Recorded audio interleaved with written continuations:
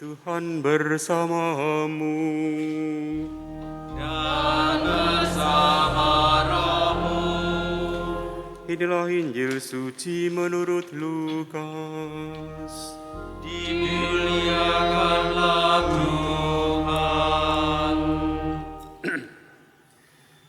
Sekali peristiwa ketika beberapa orang berbicara tentang bait Allah dan mengagumi bangunan yang dihiasi dengan batu yang indah-indah dan dengan berbagai barang persembahan, berkatalah Yesus, "Akan datang harinya, segala yang kamu lihat di situ diruntuhkan, dan tidak akan ada satu batu pun dibiarkan terletak di atas batu yang lain." Lalu murid-murid bertanya kepada Yesus, "Guru, kapan itu akan terjadi?" Jawab Yesus, "Waspadalah, jangan sampai kamu disesatkan. Sebab banyak orang akan datang dengan memakai namaku dan berkata, 'Akulah dia,' dan saatnya sudah dekat. Janganlah kamu mengikuti mereka. Apabila kamu mendengar tentang peperangan dan pemberontakan, janganlah kamu takut. Sebab semuanya itu harus terjadi dahulu, tetapi itu tidak berarti kesudahannya akan datang segera." Kemudian Yesus berkata kepada mereka, "Bangsa akan bangkit melawan bangsa, dan kerajaan melawan kerajaan. Akan terjadi gempa bumi yang dahsyat, dan di berbagai tempat akan ada penyakit sampar dan kelaparan. Dan akan terjadi juga hal-hal yang menakutkan dan tanda-tanda yang dahsyat dari langit.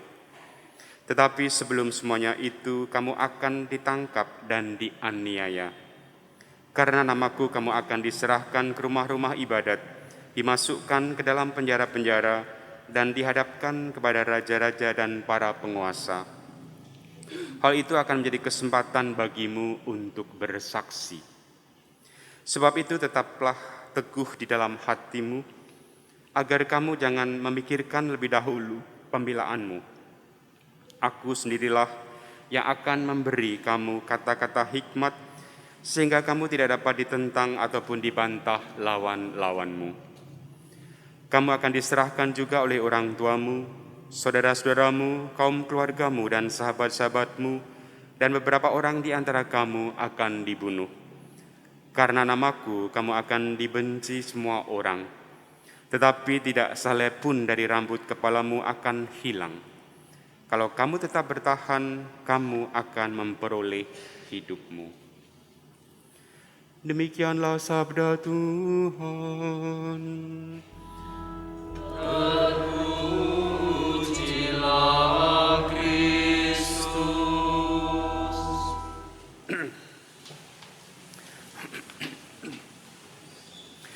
Para saudara terkasih dalam Kristus, bacaan-bacaan hari ini berbicara mengenai akhir zaman. Dari bacaan pertama, nubuat Maleaki, kita mendengarkan bagaimana ditegaskan bahwa hari Tuhan akan datang menyala seperti perapian.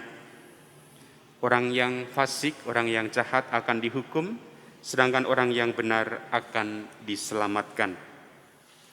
Begitu pula dalam bacaan yang kedua dari surat Paulus kepada umat di Tesalonika, Paulus mendengar bahwa umatnya ketika mendengar bahwa akhir zaman akan tiba, mereka lalu berbuat seenaknya. Mereka tidak bekerja, mereka sibuk dengan hal-hal yang tidak berguna. Sehingga Paulus menegur mereka untuk tetap bekerja. Kalau tidak bekerja, janganlah makan. Maka hendaknya kalian makan dari hasil jerih payahmu sendiri. Begitu pula dalam Injil kita mendengarkan bagaimana Yesus sendiri berbicara tentang akhir zaman. Sangat mengerikan kalau kita membayangkan apa yang dinubuatkan oleh Yesus ini. Pertama, bait Allah yang megah itu akan hancur, dan ini nanti terjadi pada tahun 70 ketika Yerusalem diserang, bait Allah menjadi hancur berantakan. Yang kedua, akan datang nabi-nabi palsu mengaku sebagai Yesus.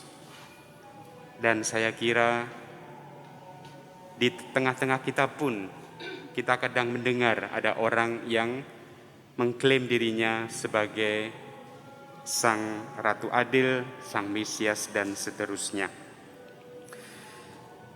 Lalu juga akan ada peperangan bangsa melawan bangsa, kerajaan melawan kerajaan. Saat ini pun sedang terjadi peperangan di Rusia dan Ukraina. Begitu pula akan terjadi gempa bumi yang dahsyat.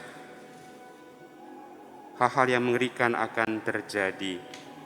Kita sendiri di Jogja mengalami beberapa tahun yang lalu gempa bumi yang dahsyat, juga tsunami di Aceh. Sepertinya apa yang dinubuatkan oleh Yesus itu sudah banyak terjadi di tengah-tengah kita. Begitu pula bisa jadi kita juga dibenci karena iman kita akan Yesus. Bisa jadi kita dimusuhi. Mungkin di antara kita juga ada yang mengalami hal itu. Nah, tetapi Yesus pun mengatakan kalau semuanya itu terjadi, tidak berarti kesudahannya akan datang segera.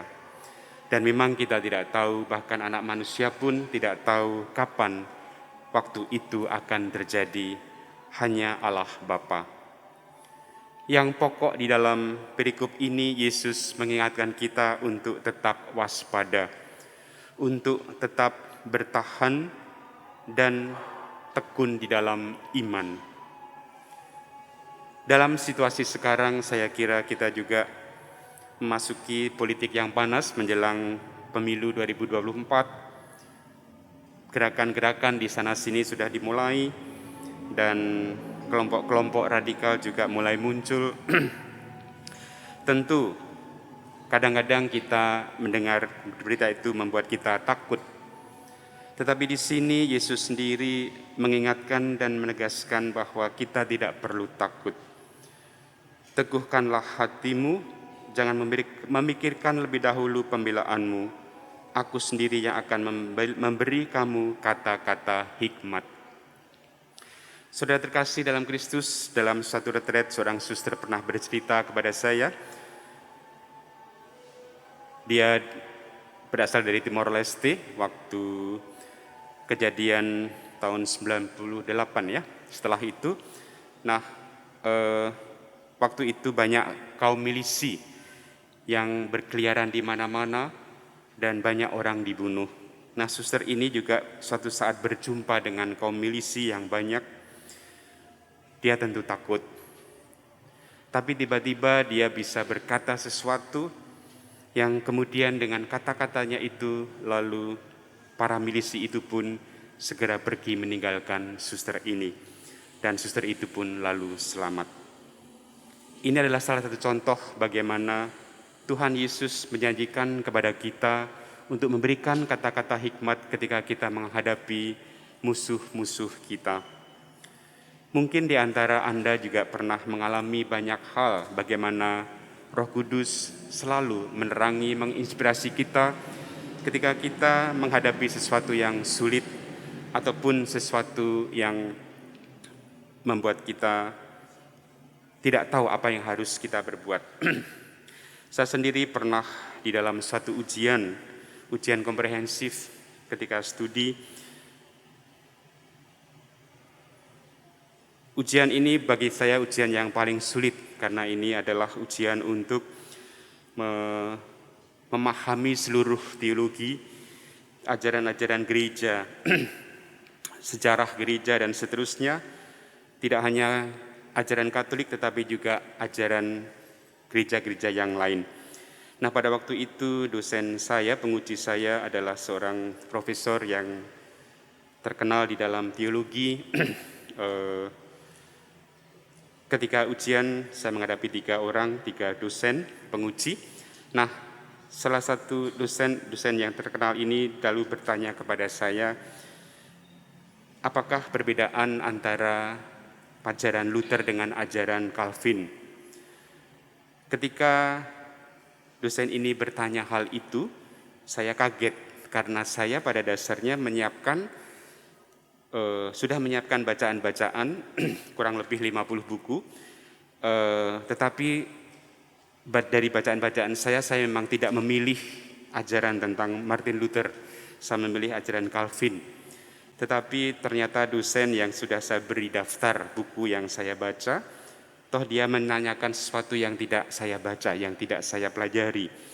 Saya memang kaget, lalu saya sambil mendengarkan pertanyaan, kemudian ketika selesai bertanya, lalu saya tiba-tiba mendapat inspirasi sesuatu untuk menjawab pertanyaan itu, tentu dari apa yang pernah saya baca. Dan ketika saya selesai menjawab itu, lalu dosen itu mengatakan, tepat sekali. Saya kaget juga bahwa apa yang tidak saya pelajari, tidak saya siapkan, ternyata saya juga bisa menjawab dengan baik. Bukan berarti karena saya pandai, tetapi terlebih saya merasakan betapa Roh Kudus pada waktu itu bekerja, sehingga memberi inspirasi pada saya untuk menjawab pertanyaan yang sulit ini. Nah, para saudara kasih dalam Kristus, saya kira mungkin Anda juga mempunyai pengalaman-pengalaman yang mirip bagaimana Tuhan Roh Kudus membimbing menuntun kita dalam situasi yang sulit.